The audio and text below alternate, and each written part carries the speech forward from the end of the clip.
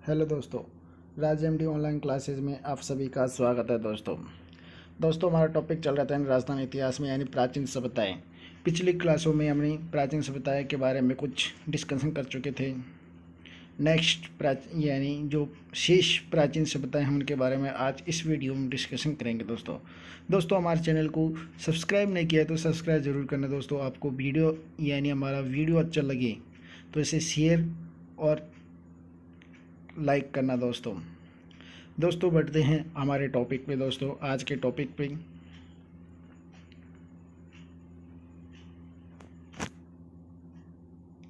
दोस्तों आज का टॉपिक यानी सुनारी था। दोस्तों यानी प्राचीन सभ्यता कौन सी दोस्तों, यानी कौन सा स्थल था, यानी सुनारी स्थल था। दोस्तों सुनारी स्थल दोस्तों वर्तमान में यानी झुंझुनू में है। दोस्तों यानी सुनारी स्थान कहाँ पे है दोस्तों, यानी झुंझुनू में है।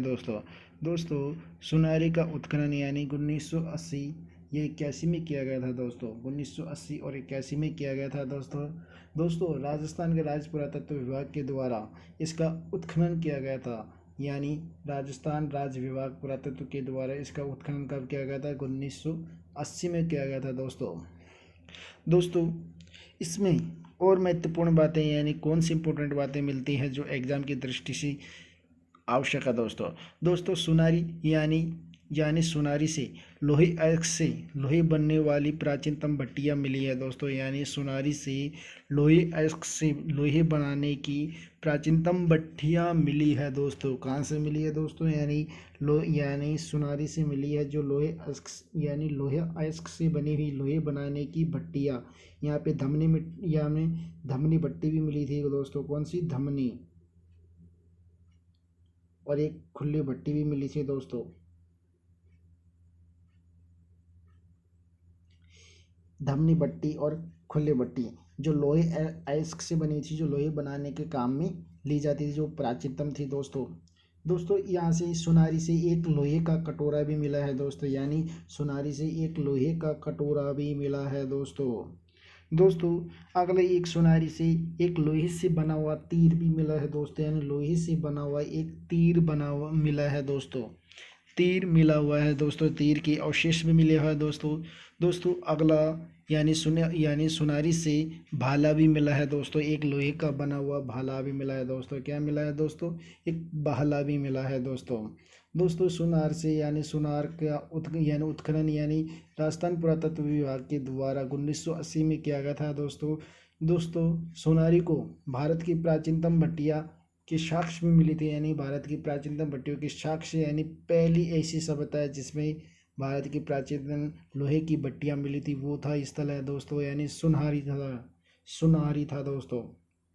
दोस्तों सुनारी से मौर्य काल के अवशेष भी प्राप्त हुए थे। दोस्तों यानी मौर्य काल की जो वस्तुएं निर्मित थी वो हमारी सुनारी सभ्यता स्थल से मिली हुई थी। दोस्तों यानी सुनारी से लोहे अयस्क लोहे बनाने की भट्टी इससे पहले विराटनगर में मिली थी। दोस्तों यानी 4 स्थानों से मिली हुई थी लोहे अयस्क से लोहे बनाने की प्राचीनतम भट्टियाँ। दोस्तों 4 सभ्यता स्थलों से मिली थी। दोस्तों पहली मिली थी दोस्तों यानी जो भारत की प्राचीनतम भट्टियाँ थी वो विराटनगर से मिली थी। दोस्तों दूसरी सोनारी से मिली थी। दोस्तों तीसरी यानी नौहर से मिली थी, और चौथी यानी जोधपुरा से मिली थी।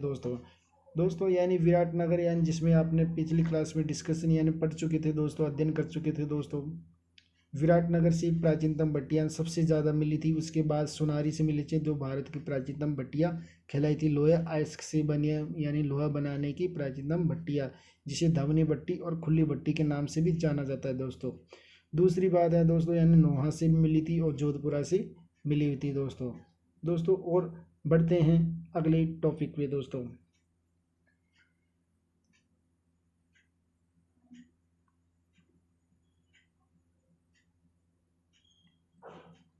दोस्तों हमारा टॉपिक अगला है दोस्तों यानी बालाथल। दोस्तों कौन सा दोस्तों, यानी बालाथल। हमारा टॉपिक है बालाथल यानी बालाथल स्थल यानी इसका नगर है वल्लभ नगर में मिला था। दोस्तों कहाँ है दोस्तों, वल्लभ नगर वर्तमान में उदयपुर में स्थित है। दोस्तों कहाँ पे है दोस्तों, उदयपुर में। दोस्तों बालाथल से जितने भी अवशेष या साक्ष्य मिले हैं वो हाड़ सभ्यता के समान अवशेष प्राप्त हुए थे दोस्तों। किसके समान हुए थे दोस्तों? आहड़ सभ्यता के समान। यानी बालाथल से जितने भी अवशेष या साक्ष्य मिले हैं या वस्तुएं मिली है वो आहड़ सभ्यता के समान अवशेष प्राप्त हुए दोस्तों। यानी आहड़ सभ्यता से जो जो वस्तुएं हैं जिससे तांबे लोया अर्क से मिली हुई है वो सब यानी बालाथल से मिली हुई है दोस्तों। दोस्तों बालाथल को राजस्थान में बैराट के बाद बुना हुआ वस्त्र केवल इसी स्थान पर मिला था दोस्तों। यानी पहले सर्वप्रथम बुना हुआ वस्त्र दोस्तों यानी बैराट की सभ्यता में मिला था, बैराट नगर वाली या बैराट सभ्यता में मिला था। उसके बाद बालाथल में बुना हुआ वस्त्र केवल ओनली बालाथल में ही मिला था। उसके बाद दो ही स्थलों से बुना हुआ वस्त्र के साक्ष्य मिले थे दोस्तों। पहले थे वो विराटनगर यानी बैराट से, दूसरा बालाथल यानी जो उदयपुर में है वर्तमान में दोस्तों। दोस्तों बालाथल से दोस्तों यानी गाय और बैलों की मरण मूर्तियां भी मिली थी दोस्तों। यानी गाय व बैलों की मरण मूर्तियां मिली थी दोस्तों। दोस्तों बालाथल में यानी बैलों की मरण मूर्तियों को बालाथल बुल की संज्ञा दी गई थी दोस्तों। क्या किसकी संज्ञा दी गई थी दोस्तों? यानी बालाथल बुल की संज्ञा दी गई थी यानी बैलों की मरण मूर्तियों को। दोस्तों बालाथल से कंकाल की प्राप्ति जो भारत में कुष्ठ रोग का सबसे पुरातत्व प्रमाण दिए हैं दोस्तों।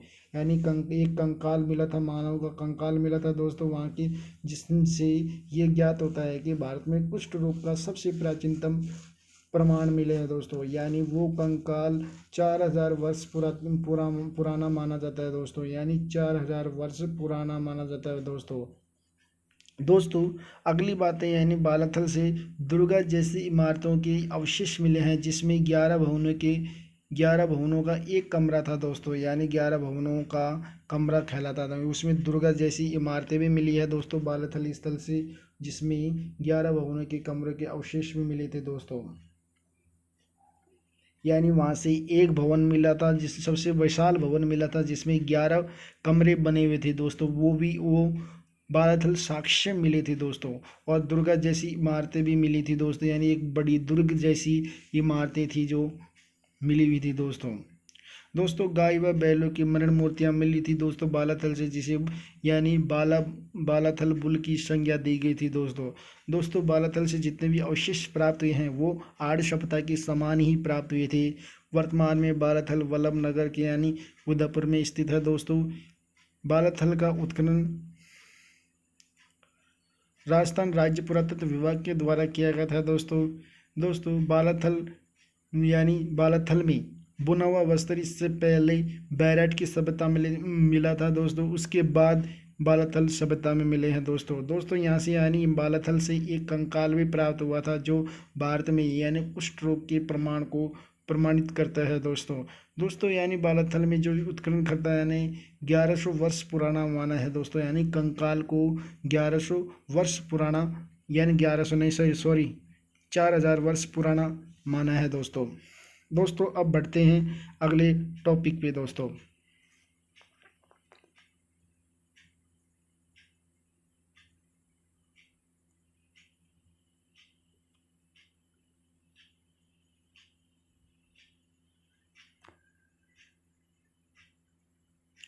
दोस्तों हमारा टॉपिक है अगला दोस्तों यानी ओजियाना दोस्तों। क्या है दोस्तों? ओजियाना दोस्तों ओजियाना वर्तमान में भीलवाड़ा में स्थित है दोस्तों। कहाँ पे है दोस्तों? भीलवाड़ा में स्थित है दोस्तों। ओजियाना में भी जो भी साक्ष्य मिले हैं अवशेष मिले हैं वो आहड़ सभ्यता से संबंधित अवशेष मिले हैं। यानी आहड़ सभ्यता में जो भी मिले हैं उससे संबंधित अवशेष मिले थे ओजियाना में भी उसी के समान मिले थे दोस्तों ओजियाना से गाय व बैल की भी मरण मूर्तियां मिली है दोस्तों। जैसे पिछली सभ्यता में भी मिली थी दोस्तों। कौन सी? पिछली बालाथल सभ्यता में मरण मूर्तियां मिली थी जैसे बालाथल बुल की संज्ञा दी गई थी बैल की मरण मूर्ति को। उसी प्रकार ओजियाना में भी गाय व बैलों की मरण मूर्ति मिली है दोस्तों आहड़ सभ्यता के समान दोस्तों। जिसे ओजियाना बुल की संज्ञा दी जाती है बैल को दोस्तों। यानी बैल को ओजियाना बुल कहा जाता था आहड़ सभ्यता में यानी उसकी संज्ञा दी गई थी दोस्तों एक और बात इम्पोर्टेंट ये और है दोस्तों, यानी ओजियाना सभ्यता में यहाँ की जो भी गाय व बैल की वर्ण मूर्ति मिली थी वो सफ़ेद रंग की डिजाइन से मिली थी। यानी कौन सी, यानी सफ़ेद रंग के डिजाइन से मिली थी दोस्तों। ओजियाना में जो भी मरण मूर्ति या गाय बैल की मूर्ति मिली है वो सफ़ेद रंग की डिजाइन थी दोस्तों। दोस्तों उसी की प्रकार यानी ओजियाना में उत्खनन के आधार पर इस सभ्यता का विकास यानी 3 चरणों में हुआ था दोस्तों। यानी इसकी उत्खननकर्ता ये बताते हैं कि इसका विकास उत्खनन के आधार पर 3 चरणों में किया गया था दोस्तों। कब किया था, यानी 3 चरणों में किया गया था दोस्तों। दोस्तों ओजियाना के बारे में अगली इम्पोर्टेंट बात ये और आती है दोस्तों, यानी इसका उत्खनन यानी राजस्थान राज्य पुरातत्व विभाग के द्वारा किया गया था दोस्तों। दोस्तों ओजियाना वर्तमान में भीलवाड़ा में है। इसका उत्खनन राजस्थान पुरातत्व विभाग में किया गया था। यानी कब किया गया था दोस्तों, यानी 2000 से ये 2001 तक उसका उत्खनन किया गया था दोस्तों। दोस्तों एक और इम्पोर्टेंट बात यह है कि यानी 1999 ईस्वी में उत्खननकर्ता के आधार पर इस सभ्यता के विकास के 3 चरणों में इसका उत्खनन किया गया था। यानी 1999 ईस्वी में इसका उत्खननकर्ताओं ने 3 चरणों में इसका उत्खनन किया गया था दोस्तों। दोस्तों यानी गाय व बैलों की मूर्ति सफ़ेद रंग की डिजाइन मिली थी दोस्तों, जो आहड़ सभ्यता के समान है दोस्तों। ये किसके समान है दोस्तों, आहड़ सभ्यता के समान है दोस्तों।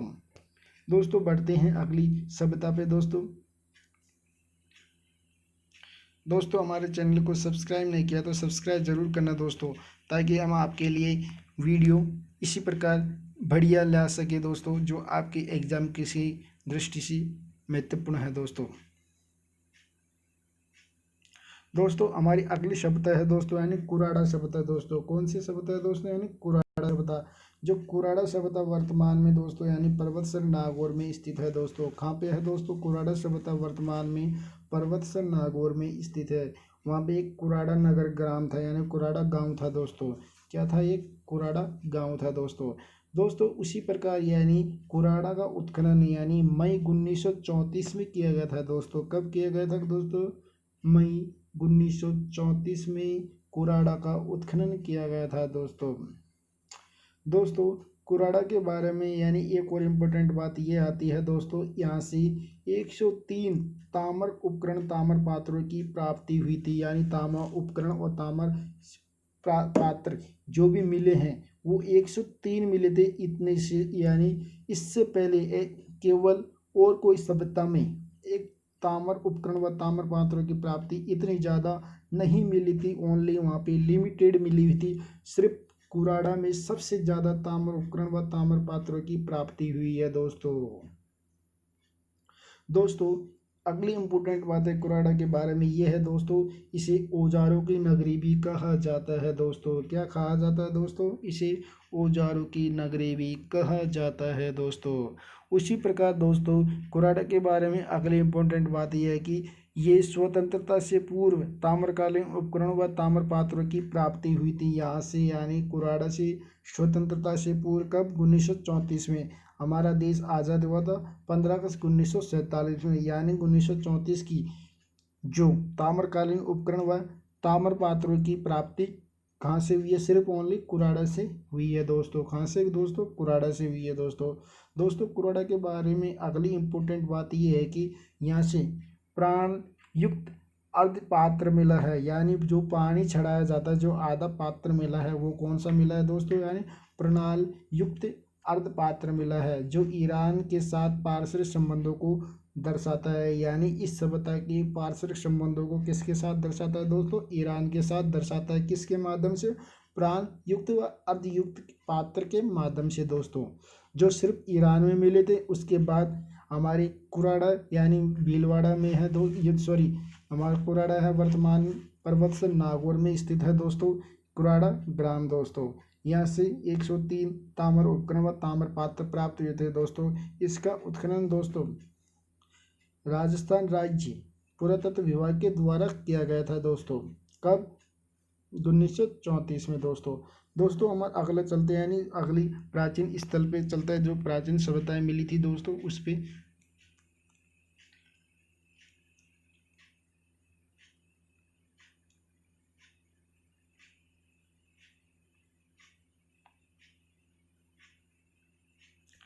दोस्तों हमारा प्राचीन स्थल अगला है जोधपुरा।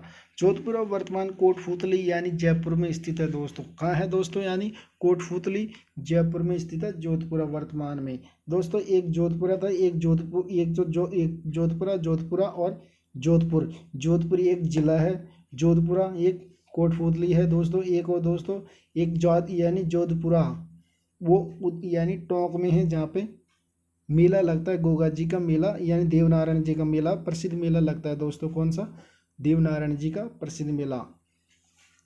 दोस्तों उसी प्रकार यानी जोधपुरा वर्तमान कोटपूतली जयपुर में स्थित है, जो विराटनगर या वैराटनगर के निकट इस सभ्यता का स्थल मिला था दोस्तों। कहाँ पे मिला था दोस्तों? विराटनगर व बैराट सभ्यता के निकट मिला था दोस्तों। जोधपुरा कोटपूतली में है दोस्तों, यानी जयपुर में है। और इसका स्थल, इसका उत्खनन यानी दोस्तों ये कौन सी नदी या कौन सी सभ्यता के पास मिला था दोस्तों? ये विराटनगर बैराटनगर सभ्यता के पास मिला था दोस्तों ये जोधपुरा। दोस्तों यानी जोधपुरा सावी नदी के किनारे विकसित हुई थी दोस्तों। कौन सी नदी के किनारे दोस्तों? सावी नदी के किनारे विकसित हुई थी दोस्तों।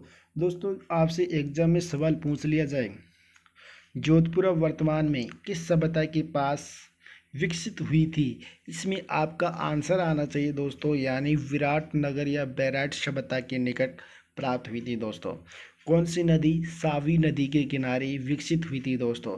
दोस्तों जोधपुरा में यानी अगली इम्पोर्टेंट बातें ये और आती है दोस्तों, यहाँ लोहे अयस्क या लोहे के बनाने की भट्टिया की प्राप्ति भी हुई है दोस्तों हमने आपको बताया था, यानी पिछली सभ्यता में सबसे ज़्यादा लोहे की बनाने की भट्टियाँ प्राचीनतम कहाँ से मिली है दोस्तों? हमने आपको बताया था बैराट या विराटनगर से मिली है। उसके बाद यानी कहाँ से मिली है दोस्तों? उसके बाद आपने पिछली सभ्यता के बारे में डिस्कशन की थी, यानी पिछली सभ्यता पढ़ी थी दोस्तों, यानी ओजियाना सभ्यता से मिली थी दोस्तों, बालाथल सभ्यता से मिली थी और जोधपुरा सभ्यता से मिली है दोस्तों। और एक और आती है दोस्तों नेह सभ्यता से मिली है, यानी 4 सभ्यता से मिली है दोस्तों, जोधपुरा, नेह और बालाथल विराटनगर। ये यहाँ से हमारी यानी लोहे अयस्क बनाने की भट्टियाँ प्राचीनतम मिली है दोस्तों उसी प्रकार बालाथल में यानी मौर्यकालीन सभ्यताओं के अवशेष मिले थे, उसी प्रकार जोधपुरा में भी मौर्यकालीन सभ्यताओं के अवशेष मिले हैं दोस्तों। कौन से? यानी मौर्यकालीन सभ्यताओं के अवशेष मिले हैं दोस्तों ये मौर्यकालीन अवशेषों पर यानी जो भी अवशेष मिला उस पर काली पॉलिश युक्त मध्यभांड मिले हैं, यानी ये जो भी उन पे जो भी पात्र मिले थे मौर्यकालीन के या अवशेष मिले थे उन पे काली पॉलिश युक्त मध्यभांड मिले थे, उन पे काली पॉलिश की जाती थी दोस्तों। कौन सी? यानी काली पॉलिश की जाती थी दोस्तों। उसी प्रकार दोस्तों वहाँ से यानी कपिशवर्णी मध्य पात्रों का 1 मीटर जमाव पाया जाता है दोस्तों। क्या पाया जाता है दोस्तों? जोधपुरा सभ्यता स्थल से यानी कपिशवर्णी मध्य पात्र। ये कपिशवर्णी मध्य पात्र वो होता है दोस्तों, यानी जिसे 1 मीटर लंबा जो कपड़े के रूप में होता है, जो 1 मीटर जमाव पाया जाता है, इसे जमाया जाता था दोस्तों।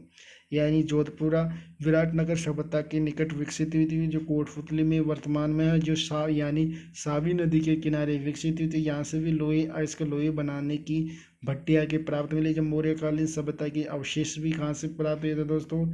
जोधपुरा से हुए थे, जिन पर काली पॉलिश व युक्त भंडारण मिले थे दोस्तों यहाँ पे यानी कपिशवर्णी यानी मध्य पात्रों का 1 मीटर जमाव भी पाया जाता है, उसे कपड़ा होता है दोस्तों। क्या होता है दोस्तों? वो कपड़ा होता है दोस्तों अब बढ़ते हैं अगले स्थल पे दोस्तों।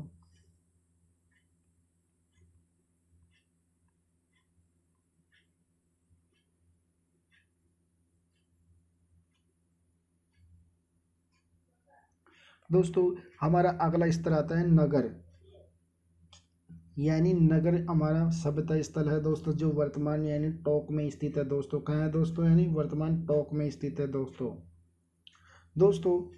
नगर का प्राचीन नाम दोस्तों, यानी नगर के कई प्राचीन नाम हुए थे दोस्तों, यानी जिसमें से हम आपको इनके 2 प्राचीन नाम बताते हैं दोस्तों। पहला आता है मालवा नगर दोस्तों, यानी नगर का प्राचीन नाम है दोस्तों मालवा नगर दोस्तों। कौन सा दोस्तों? मालवा नगर है दोस्तों उसी प्रकार दूसरा प्राचीनतम नाम है दोस्तों, यानी कारकोटा नगर। कौन सा? करकोटा नगर है दोस्तों, सॉरी यानी करकोटा नगर के नाम से भी नगर को जाना जाता है और मालवा नगर के नाम से भी इसको जाना जाता है दोस्तों। दोस्तों यहाँ पे यानी झालावाड़ और टोंक में मालवा जाति पाई जाती थी दोस्तों, इसलिए मालवा का नगर भी कहा जाता है, या यहीं से नगर का प्राचीन नाम है यानी मालवा और करकोटा नगर भी थे दोस्तों। दोस्तों यानी यहाँ की मालवा इसलिए पड़ा था दोस्तों, यहाँ का गणराज्य मालवा के गणराज्य की राजधानी रही है, यानी नगर की राजधानी मालवा नगर रही थी दोस्तों। यहाँ का जो गणराज्य यानी जो शासन था दोस्तों, वो मालवा की राजधानी यानी मालवा गणराज्य की राजधानी मालवा नगर रही थी दोस्तों, नगर की राजधानी। उसी प्रकार दोस्तों अगली इम्पोर्टेंट बातें ये और आती है दोस्तों नगर के बारे में दोस्तों। यहाँ से आहूत मुद्रा यानी पंच मार्क के सिक्के मिले थे दोस्तों, वो चांदी के मिले थे दोस्तों। यानी आहूत मुद्रा या पंचमार्क के सिक्के सिर्फ चांदी के मिले थे, कम मिले थे नगर में। सबसे ज़्यादा रेड में मिले थे चांदी के सिक्के, जो यानी प्राचीनतम टाटा नगर कहा जाता दोस्तों। दोस्तों उसी प्रकार यानी मालवा गणराज्य के सिक्के रेड व नगर यानी दो सभ्यताओं से मिली थी। रेड भी वर्तमान टोंक में स्थित है दोस्तों, यानी रेड और नगर दोनों कहाँ वर्तमान में दोस्तों टोंक में स्थित है। वहाँ से मालवा गणराज्य के सिक्के भी मिले थे, जो नगर की राजधानी थी मालवा नगर। दोस्तों उसी प्रकार यानी नगर में और इम्पोर्टेंट बातें ये और आती है दोस्तों, महिषासुर मर्दानी की मरण मूर्ति भी प्राप्त हुई है दोस्तों नगर से, यानी महिषासुर मर्दानी की मूर्ति भी प्राप्त हुई है दोस्तों। कौन सी दोस्तों? महिषासुर मर्दानी की मूर्ति कहाँ से प्राप्त हुई है? नगर से भी प्राप्त हुई है। जो इसका प्राचीनतम अंकन स्थापित करता है, यानी जो यहाँ से जो इसके साक्ष्य मिले थे वो प्राचीनतम साक्ष्य थे दोस्तों। कौन से प्राचीनतम साक्ष्य थे दोस्तों? दोस्तों नगर से अगली इम्पोर्टेंट बात ये और आती है दोस्तों, यानी जो अगली इम्पोर्टेंट जो हमारा बिंदु है दोस्तों, यानी मोस्ट बिंदु है, वो है सिंगरूड माँ यानी दुर्गा माँ का प्राचीनतम अंक मिला था। यानी प्राचीनतम अंक मिला कहाँ से मिला है दोस्तों? नगर से दुर्गा माँ का सिंगरूड प्राचीनतम अंकन मिला था। कौन सा? सिंगरूड प्राचीनतम अंक जो दुर्गा माँ का मिला था दोस्तों। दोस्तों यह मूर्ति शुंग काल का उदाहरण कहा जाता था, यानी शुंग काल की मूर्ति मिली थी दोस्तों, इसे शुंग काल का उदाहरण भी कहा जाता है दोस्तों। नगर से यानी नगर का प्राचीनतम नाम मालवा नगर, या जो मालवा गणराज्य की राजधानी नगर थी यानी नगर की राजधानी मालवा नगर थी दोस्तों। नगर यानी नगर का प्राचीन नाम दो थे, मालवा नगर और करकोटा। दोस्तों नगर से भी आहूत मुद्रा व पंचमार्क सिक्के भी मिले थे दोस्तों। उसी प्रकार दोस्तों यानी मालवा गणराज्य के सिक्के भी चले थे, जो रेड और नगर में थे, जो चांदी के पंचमार्क सिक्के थे। उसी प्रकार दोस्तों नगर के बारे में ये बिंदु है दोस्तों महत्व, यानी महिषासुर मर्दानी की मरण मूर्ति भी मिली थी, जो इसे प्राचीनतम अंकन माना जाता है। यानी भारत का प्राचीनतम अंकन महिषासुर की मूर्ति नगर से मिली थी दोस्तों। दोस्तों यहाँ से नगर से भी एक सिंगारूढ़ व माँ का दुर्गा प्राचीन मंदिर में यानी प्राचीन चित्र मिला था अंकन, जो शुंग काल का उदाहरण बताया जाता है दोस्तों। ये थी हमारी सभ्यता, नगर थी सभ्यता। अगली सभ्यता के बारे में बढ़ते हैं दोस्तों।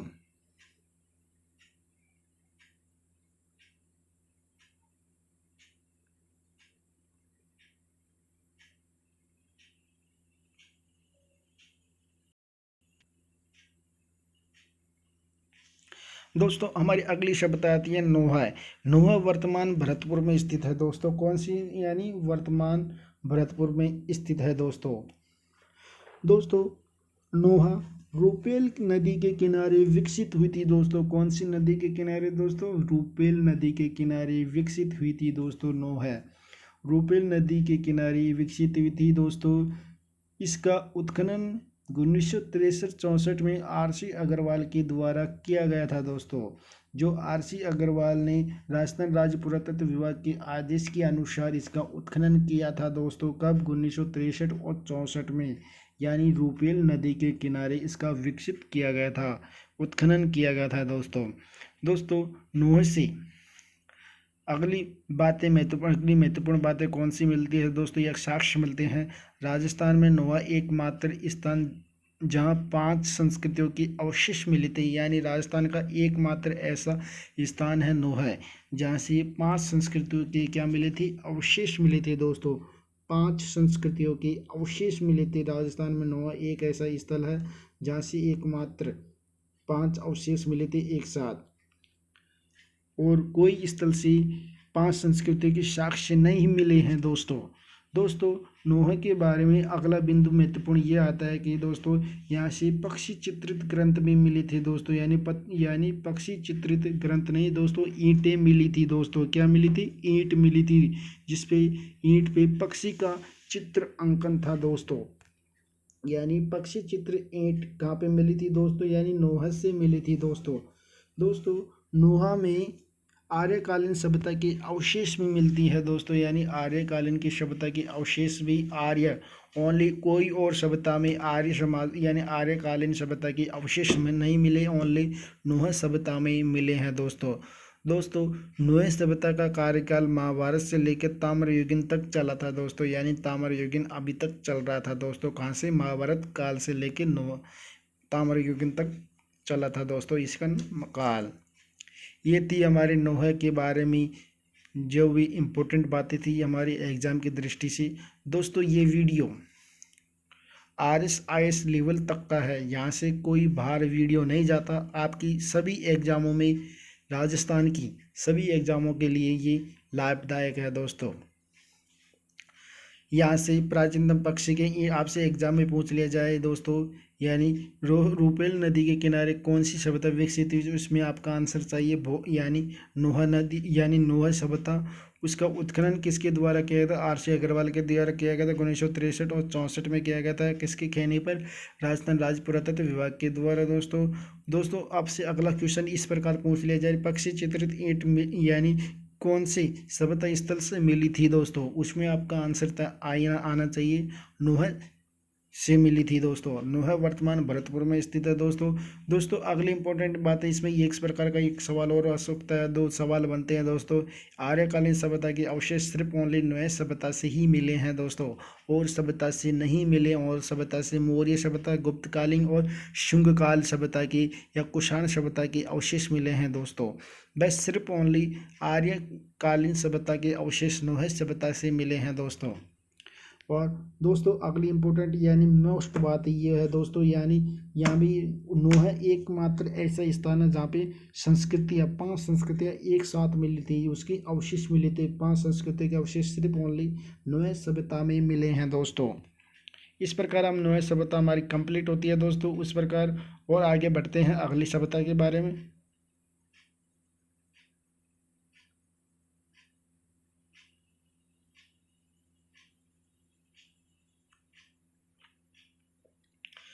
दोस्तों हमारी अगली शब्द आती है सौती वर्तमान हनुमानगढ़ जिले में है दोस्तों, जो सरस्वती व घग्गर नदी के किनारे विकसित हुई थी दोस्तों।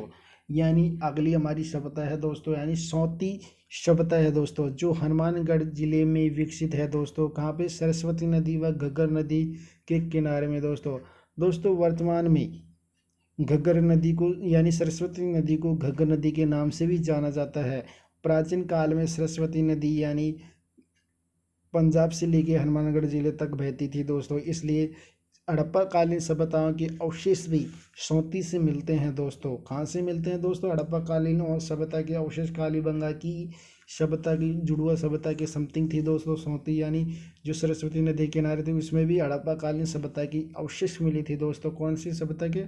हड़प्पा कालीन सभ्यता के दोस्तों सौती का उत्खनन 1953 में आमलानंद घोष के द्वारा किया गया था दोस्तों, जिसे कालीबंगा की प्रथम नाम दिया गया था। इस सभ्यता क्या नाम दिया गया था दोस्तों? यानी सौती सभ्यता स्थल को कालीबंगा प्रथम दिया गया था। किसके द्वारा? 1953 में आमलानंद घोष के द्वारा इस सभ्यता का नाम दिया गया था। ये थी हमारी कालीबंगा यानी सौती सभ्यता का बारे में इंपॉर्टेंट बातें। 2 ये हड़प्पा कालीन सभ्यता थी। ओनली एक कालीबंगा प्रथम नाम किस सभ्यता को दिया गया था? सौती सभ्यता को। किसके कहने पे? आमलानंद घोष ने 1953 में किया, यानी इसका उत्खनन किया था, तब जाके इसका कालीबंगा प्रथम के नाम से वो दिया था इसका नामकरण दोस्तों। उसी प्रकार ये हमारी सौती सभ्यता समाप्त होती है दोस्तों। अब बढ़ते हैं आगे दोस्तों।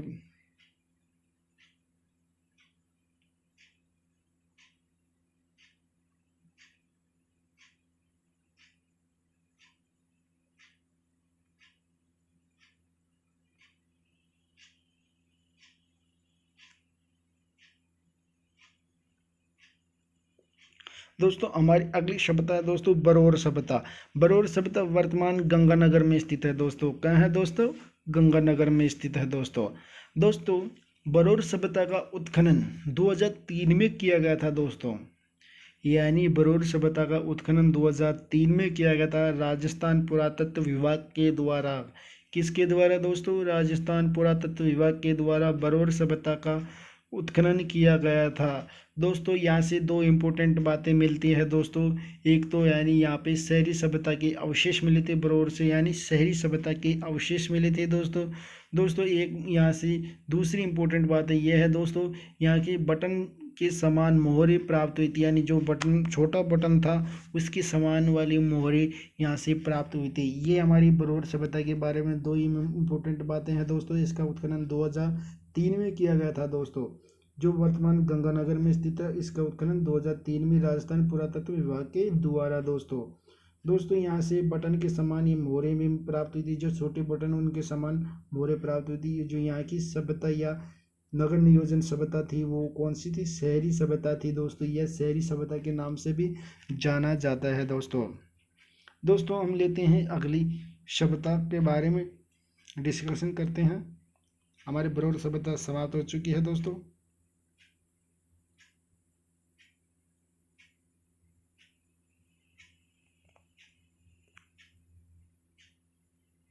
दोस्तों हमारी अगली सभ्यता है दोस्तों यानी मलाह सभ्यता। मलाह सभ्यता वर्तमान भरतपुर में स्थित है दोस्तों। कहाँ है दोस्तों? भरतपुर में स्थित है दोस्तों मलाह सभ्यता वर्तमान कहाँ है? भरतपुर में स्थित है, जो घना पक्षी अभ्यारण्य क्षेत्र के मध्य स्थित है दोस्तों।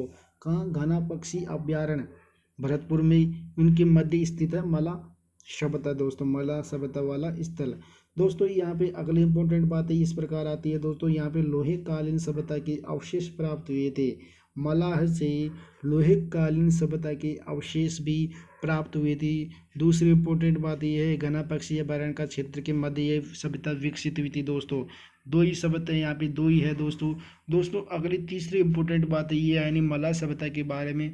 यहाँ से ताम्र हारपून व ताम्र वारे वाली मिली थी, यानी ताम्र हारपून ये जो हाथों में या गले में पहने जाता था, ताम्र हारपून तांबे का बना हुआ, और यहाँ से ताम्र वारी मिली थी जो प्राकृतिक ऐतिहासिक काल की जानवरों से बनी हुई थी। जो प्राकृतिक ऐतिहासिक काल वीर जानवरों यानी बड़े जानवरों से बनी हुई सभ्यता वो थी, वो आभूषण बना हुआ था। कौन सा? ताम्र हारपून व ताम्र वारे।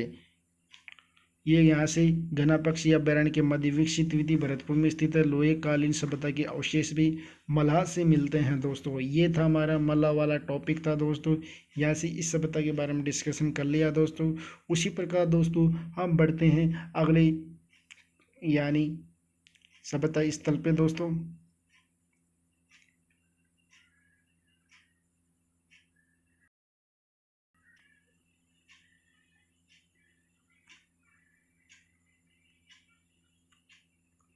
दोस्तों हमारा अगला सभ्यता स्थल आता है दोस्तों यानी कणसऊ।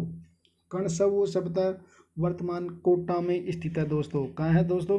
कोटा में स्थित है दोस्तों कणसऊ का यानी जो मौर्य शासक से यहाँ से कणसऊ से मौर्य शासक राजा धवल का 738 ईस्वी का अभिलेख मिला था दोस्तों। यानी यहाँ से कणसऊ में एक अभिलेख मिला था, वो मौर्य शासक था, उसका कार्यकाल था यानी 738 ईस्वी का था, जो राजा धवल का अभिलेख था दोस्तों। कहाँ से मिला? यानी कणसऊ में मिला था।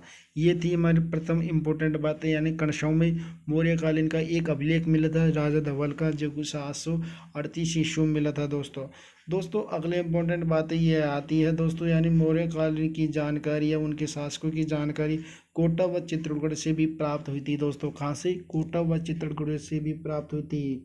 मौर्यकालीन शासकों की जानकारी कोटा व चित्तौड़गढ़ से भी इनकी जानकारी की प्राप्ति के अवशेष मिले थे दोस्तों।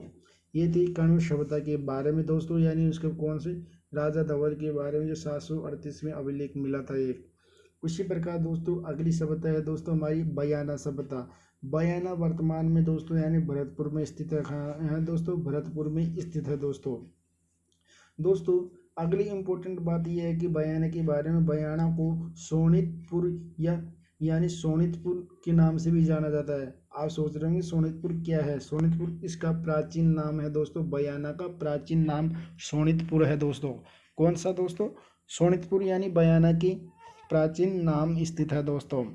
दोस्तों अगली इंपॉर्टेंट बात ये आती है, यानी बयाना से सर्वाधिक कब्रें यानी कब्रें मिली थी, जो यानी शव को ढक यानी दफनाने के लिए कब्रें मिली थी।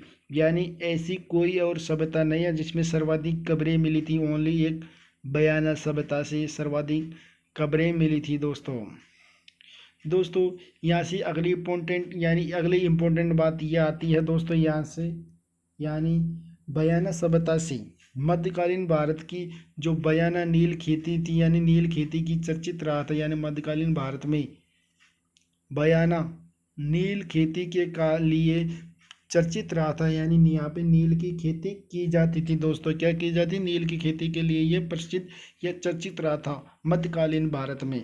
दोस्तों अगली इंपॉर्टेंट बात ये आती है दोस्तों, ये इसमें गुप्त काल के सिक्के का सबसे बड़ा भंडार मिला था। यानी और सभ्यताओं में गुप्त काल के सबसे बड़ा भंडार नहीं मिला था, ओनली बयाना से मिला था दोस्तों। कहाँ से दोस्तों? बयाना से मिला था दोस्तों। ये थी हमारी इम्पोर्टेंट यानी सभ्यताएं जो हमने पढ़ी थी दोस्तों, कणसब और बयाना। कणसब भरतपुर में जो मौर्यकालीन शासकों की यानी राजा धवल की 700 अभिलेख मिला था, और एक अभिलेख में यहाँ से मौर्य शासकों की जानकारी सिर्फ ओनली कोटा व चित्रकूट से प्राप्त होती है। उसी प्रकार दूसरा स्थल हमने ये था बयाना वर्तमान में है, जिसका प्राचीन नाम है शोणितपुर। यहाँ से सर्वाधिक कब्रें मिली थी जो मध्यकालीन भारत में यानी नील की खेती के लिए चर्चित रहा था। कौन सा? बयाना दोस्तों। गुप्त काल के सिक्के का सबसे बड़ा भंडार भी स्थित है दोस्तों। कहाँ पे? बयाना में। गुप्त काल के, मौर्य कालों की बात नहीं कर रहा दोस्तों, गुप्त काल के कालों की बात करें, वहाँ से सबसे बड़ा भंडार यानी मिला था, जो सिक्कों का भंडार मिला, जो प्राचीनतम सिक्के प्राप्त थे दोस्तों। उसी प्रकार दोस्तों अगले टॉपिक पे यानी अगली सभ्यता के बारे में डिस्कशन करते हैं दोस्तों।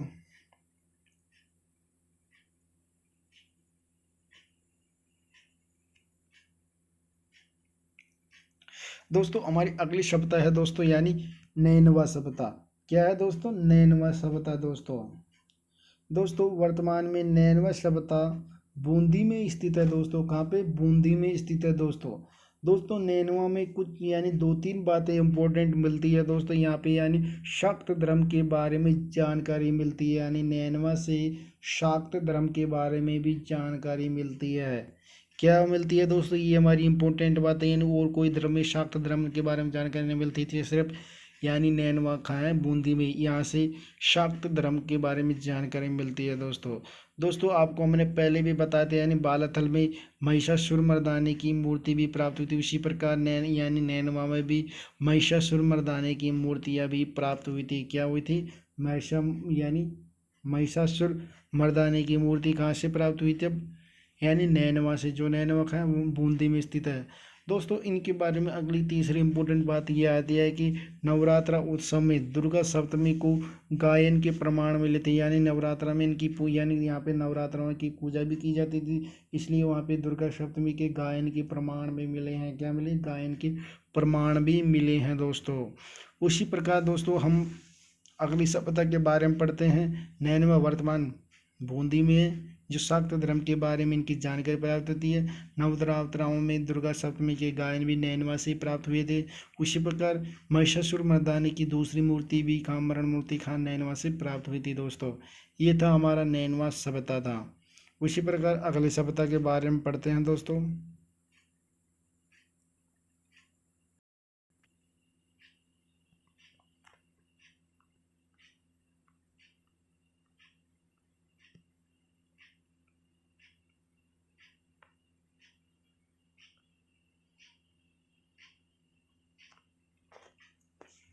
दोस्तों हमारे अगली सभ्यताएं जो बची हुई है वो अन्य सभ्यताएं हैं दोस्तों, यानी अन्य स्थल है दोस्तों।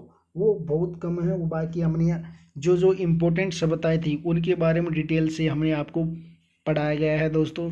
और जो कम इम्पोर्टेंट रखती है उनको हम एक लाइन में समझाते हैं दोस्तों। अन्य स्थल यानी इसवाल स्थल या इसवाल सभ्यता वर्तमान का है दोस्तों, उदयपुर में स्थित है वर्तमान में। उसी प्रकार दोस्तों यानी डीडवाना स्थल यानी नागौर में स्थित है वर्तमान में। उसी प्रकार दोस्तों एलाना स्थित यानी एलाना स्थल है वर्तमान जालौर में स्थित है। कहाँ है दोस्तों? जालौर में स्थित है दोस्तों। उसी प्रकार दोस्तों यानी जूना खेड़ा वर्तमान पाली में स्थित है। कहाँ है दोस्तों? पाली में स्थित है दोस्तों। उसी प्रकार दोस्तों लाछवार यानी लाछुरा वर्तमान भीलवाड़ा में स्थित है। कहाँ दोस्तों? भीलवाड़ा में स्थित है। यानी ईसवाल उदयपुर में, डीडवाना आपको पता नागौर में है, एलाना आपको पता जालौर में है, जूना खेड़ा वर्तमान पाली में है दोस्तों। उसी प्रकार लाछुरा वर्तमान भीलवाड़ा में है दोस्तों। उसी प्रकार दोस्तों यानी गिलकुंड वर्तमान कहाँ है दोस्तों? राजसमंद में है गिलकुंड। वर्तमान में गिलकुंड स्थल राजसमंद में स्थित है। इंद्रगढ़ कोटा में स्थित है दोस्तों। कहाँ है दोस्तों? कोटा में इंद्रगढ़ स्थित है दोस्तों। उसी प्रकार दोस्तों यानी डाडा धोरा वर्तमान कहाँ है दोस्तों? बीकानेर में है दोस्तों। यह स्थल हमने आपके लिए ये इम्पोर्टेंट बताया गया दोस्तों। डाडा स्थल यानी वर्तमान कहाँ है? बीकानेर में। ये सवाल इसका आ सकता है यानी आ सकता है दोस्तों। उसी प्रकार दोस्तों दर वर्तमान भरतपुर में स्थित है। कहाँ दोस्तों? वर्तमान भरतपुर में स्थित है। उसी प्रकार दोस्तों तिलवाड़ा वर्तमान बाड़मेर में स्थित है। ये हमारा भी स्थल रहा है तिलवाड़ा। उसी प्रकार दोस्तों अगला है ओला और कुंडा जैसलमेर में स्थित है। कहाँ दोस्तों? कहाँ है? जैसलमेर में स्थित है दोस्तों।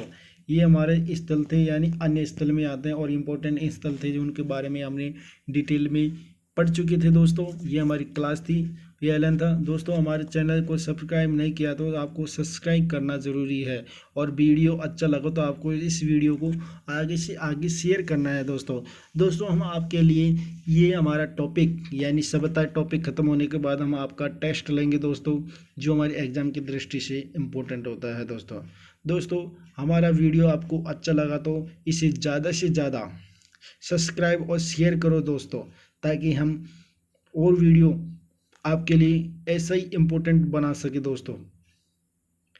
ये हम आपके लिए मोस्ट बातों के ऊपर वीडियो बनाएगा जो हमारे एग्ज़ाम की दृष्टि से महत्वपूर्ण रखती है, जो हमारे सर्वाधिक एग्जामों में आरपीएससी और यूपीएससी में भी यानी इंडिया का यूपीएससी में पूछे तो ये वाला हमारा आ सकता है, राजस्थान का पूछे तो आरपीएससी में इनमें से कौन सवाल आता ही रहता है दोस्तों। ये हमारे इम्पोर्टेंट है दोस्तों। ये थी हमारी सभ्यताएँ थी दोस्तों।